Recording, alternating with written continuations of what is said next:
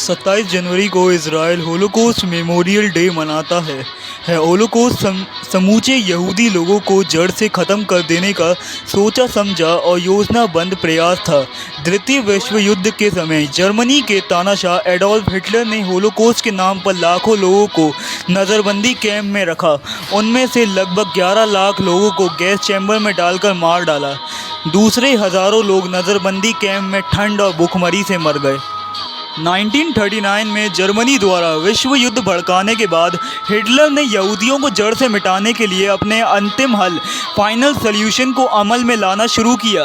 उसके सैनिक यहूदियों को कुछ खास इलाकों में ठूंसने लगे, उनसे काम करवाने, उन्हें एक जगह इकट्ठा करने और मार डालने के लिए विशेष कैंप स्थापित किए गए, जिनमें सबसे कुख्यात था ऑश्वित्ज़।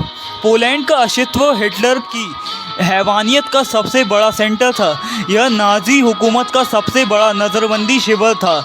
नाज़ी खुफिया एजेंसी SS यहाँ पर यूरोप के सभी देशों से यहूदियों को पकड़कर ले आती थी। जहाँ पहुँचते ही उनमें से कई लोगों को गैस चैम्बर में डालकर मार दिया जाता था।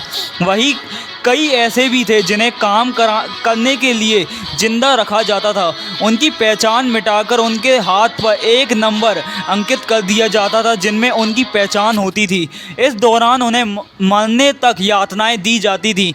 उनके सिर के बाल उतार दिए जाते थे, कपड़ों की जगह चिथड़े पहना दिए जाते थे। इसके बाद उन्हें बस जिंदा रहने के लिए ज़रूरी खाना दिया जाता था। इतना ही नहीं, उन्हें तब तक यातनाएं दी जाती थी जब तक वे निष्क्रिय नहीं हो जाते हैं। जो ज़्यादा कमज़ोर हो जाते थे, जिनमें काम नहीं लिया जा सकता था, उन्हें बारी बारी से गैस चैम्बर में ले जाकर मार दिया जाता था।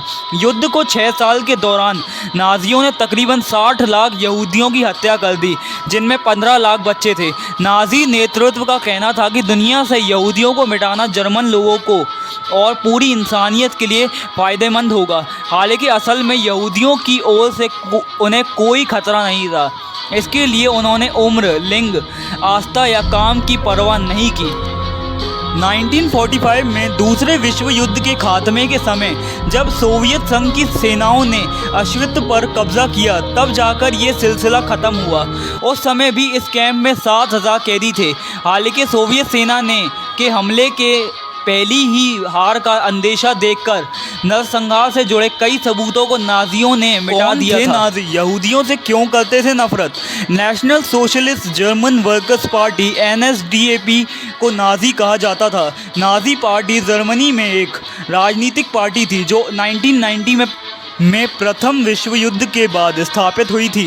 यह पार्टी 1920 के दशक में बहुत लोकप्रिय हुई, क्योंकि उस समय जर्मनी प्रथम विश्व युद्ध के ख़त्म होने के बाद पतन से जूझ रहा था। जर्मनी युद्ध हार गया था और विजेताओं को बहुत सारे पैसे देने के लिए मजबूर किया गया था और अर्थव्यवस्था बेहद बुरे दौर में थी।